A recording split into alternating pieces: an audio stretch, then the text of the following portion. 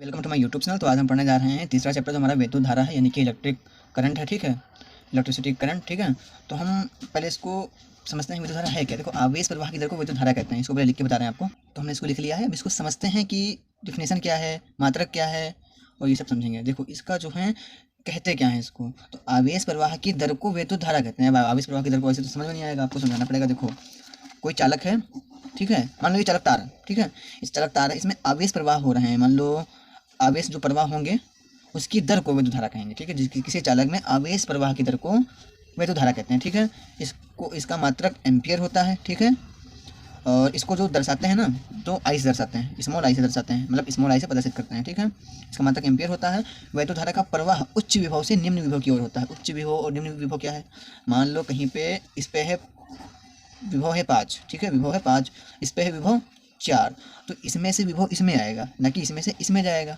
ठीक है, ये समझाने के लिए इसे बता रहे हैं। ठीक है, तो आवेश का प्रवाह, विद्युत धारा का प्रवाह, आवेश का प्रवाह, विद्युत धारा का प्रवाह, बात की। ठीक है, उच्च विभव से निम्न विभव की ओर होता है, यानी कि उच्च जो ज़्यादा विभव होगा उससे कम विभव की ओर होगा, उसको उच्च होता है। ठीक है, यहाँ एक अदिश राशि, क्योंकि ये सदिश के नियमों का पालन नहीं करती है। ठीक है, अब देखो, विद्युत धारा के दो प्रकार होते हैं, यानी कि दो प्रकार से विद्युत धारा बहती है। देखो, एक होता है एक समान, एक समान।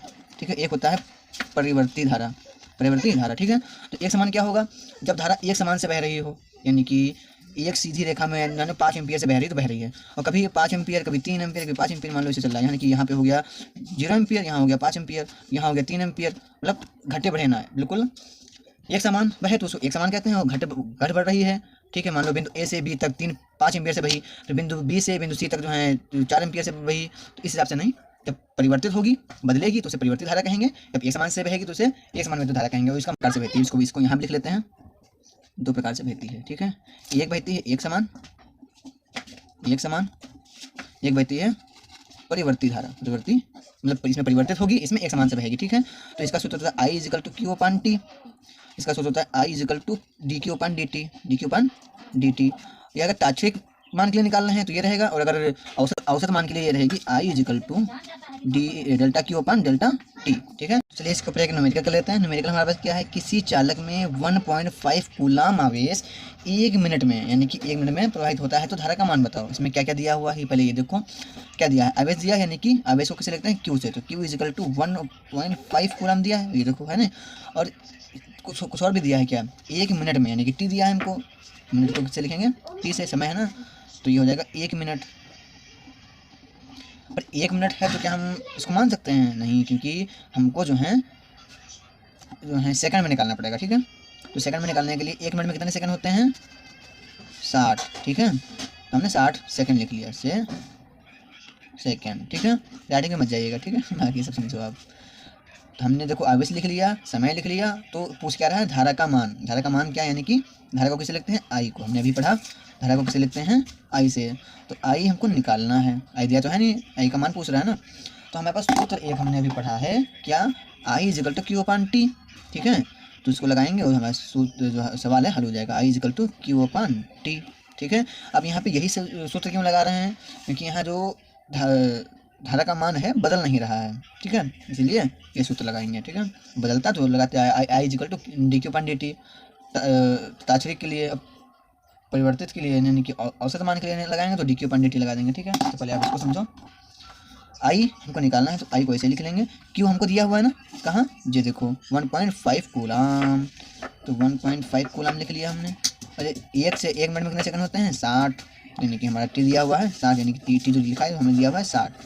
ठीक है, अब जब आप 1.5 को 60 से भाग दोगे, यानी कि भाग दोगे, इसमें करोगे, तो आपका क्या आ जाएगा, 0.025। अब इसको क्या लिख सकते हैं हम लोग, अब देखो पॉइंट को जब यहाँ लेके आएंगे, ठीक है, तो हमारा आ जाएगा 25 × 10⁻³ अभी दिख नहीं रहा, देखो जब पॉइंट को यहाँ पे लेके आएंगे तो हमारा आ जाएगा 25 × 10⁻³ आ जाएगा। ठीक है, यही हम पढ़ेंगे धारा घनत्व। धारा घनत्व क्या है, किसी चालक में किसी बिंदु पर प्रति एकांक क्षेत्रफल से अभिलंबवत गुजरने वाली धारा को धारा घनत्व कहते हैं। ठीक है, क्या कहते हैं, धारा घनत्व कहते हैं। देखो, मान लो अनुप्रस्थ काट तो आपको पता हो, प्रति एकांक क्षेत्रफल, यानी कि कोई क्षेत्रफल है जिससे अभिलंबवत, यानी कि बिल्कुल अभिलंबवत गुजरने वाली धारा को उस बिंदु पर धारा घनत्व कहते हैं। ठीक है, इसको किससे दर्शाते हैं, जे से प्रदर्शित करते हैं। और ठीक है, देखो इसका सूत्र होता है J is equal to I upon A, ठीक है। आई क्या है, आई यानी कि धारा, ए माने क्षेत्रफल, ठीक है। और इसका मात्रक क्या होता है, देखो एम्पियर प्रति मीटर स्क्वायर, ठीक है।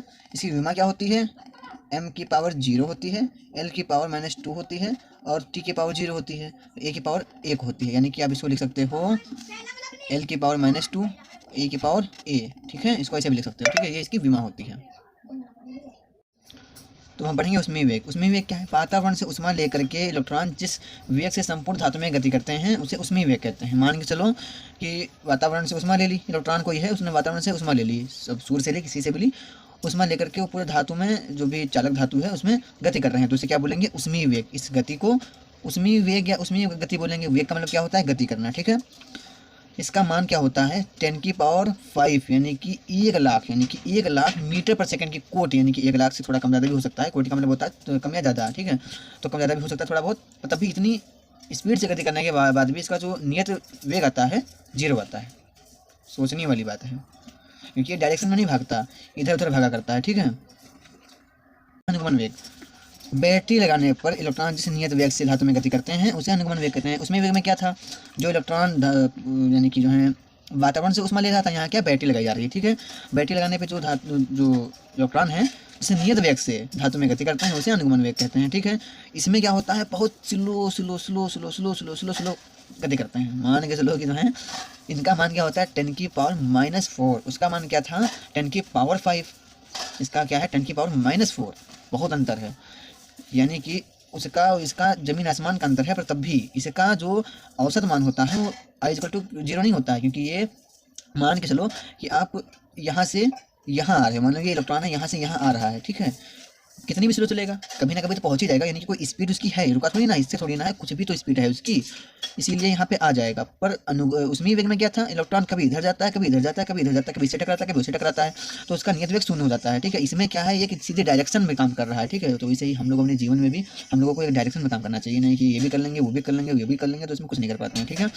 तो इसका मान क्या होता है 10 की पावर -4 मीटर पर सेकंड की कोटि का होता है। कोटि मतलब थोड़ा बहुत ज़्यादा हो सकता है, तो इसका मान जो औसत मान होता है वो निकल के आता है i = कुछ भी हो सकता है, मतलब 0 नहीं होगा, ये बता दिया गया। तो हम बढ़ेंगे क्रांतिकाल क्या है। दो क्रमागत टक्करों के बीच इलेक्ट्रॉन द्वारा लिया गया औसत समय यानी कि t क्रांतिकाल कहलाता है, ठीक है। दो जो इलेक्ट्रॉन जब कभी भी ऊर्जा का आदान प्रदान करते हैं या तो ज़्यादा स्पीड से भागते हैं तो ऊर्जा का आदान प्रदान होता है, तो जो उनकी टक्कर होती है उसको बोलते हैं क्रांतिकाल, ठीक है। तो उसमें जो उसमें समय लगता है उसको क्रांतिकाल बोलते हैं। यानी कि दो इलेक्ट्रॉन हैं जो बड़ी तेज़ी से दोनों भाग रहे हैं, आपस में जाकर लड़ गए, तो उनमें जो लड़ने का समय है उसको क्रांतिकाल कहते हैं, ठीक है। वही लिखा है, दो क्रमागत टक्करों के बीच इलेक्ट्रॉनों द्वारा लिया गया औसत समय क्रांतिकाल कहलाता है। इसे किससे प्रदर्शित करते हैं, टाउ से, ठीक है। इसे टाउ से प्रदर्शित करते हैं। अगला अब हम लोग पढ़ेंगे विद्युत प्रतिरोध क्या है। देखो किसी चालक के सिरों पर लगाए गए विभवांतर को विद्युत प्रतिरोध कहते हैं, ठीक है। यानी कि किसी चालक के ऊपर जब विभवांतर लगाया जाता है तो उसको विभवांतर कहते हैं। किसी चालक के सिरों पर लगाए गए विभवांतर को विद्युत प्रतिरोध कहते हैं, ठीक है। इसका मात्रक क्या होता है, ओम होता है। इसको प्रदर्शित किससे करते हैं, आर से करते हैं, ठीक है, कैपिटल आर से। और इसका सूत्र क्या निकल के आता है, देखो R = V/I, ठीक है, इसका सूत्र हो जाता है, ठीक। दो क्रमागत टक्करों के बीच इलेक्ट्रॉनों द्वारा ली गई दूरी को माध्य मुक्त पथ कहते हैं, ठीक है।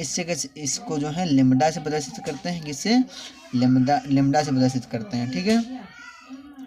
अब पढ़ेंगे वैद्युत चालकत्व। वैद्युत चालकत्व क्या होता है, वैद्युत प्रतिरोध के व्युत्क्रम को चालकत्व कहते हैं। इसका मात्रक ओम होता है, यानी कि ओम -1 होता है, इसको हम लोग मो पढ़ सकते हैं, ठीक है। ओम, इसको अगर ऐसे में लिखना चाहो तो हम लोग ओम -1 कर सकते हैं, ठीक है। या तो ऐसे भी लिख सकते हैं, तो हम लोग ओम हिंदी में भी लिख सकते हैं, ठीक है।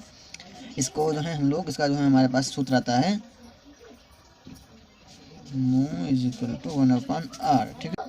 देखो किसी चालक के एकांक लंबाई एवं एकांक परिच्छेद के क्षेत्रफल यानी कि a वाले तार के प्रतिरोध यानी कि r की चालक की प्रतिरोधकता कहते हैं, ठीक है। इसका जो सूत्र होता है हमारा होता है phi = r और a/L, ठीक है।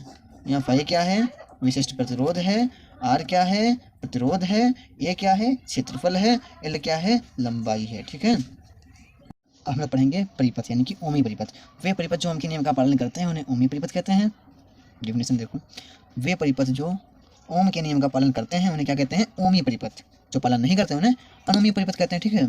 ये इनका एग्जाम्पल क्या हो जाएगा? जैसे कौन कौन से नहीं करते हैं? सभी धात्विक चालक, ठीक है। मान के चलो धातु कौन आता है? लोहा, कॉपर, एल्यूमिनियम, ठीक है। ये क्या है? धात्विक चालक है। ये सभी ओमी परिपथ होते हैं, ये धातु ओम के नियम का पालन करते हैं, ठीक है।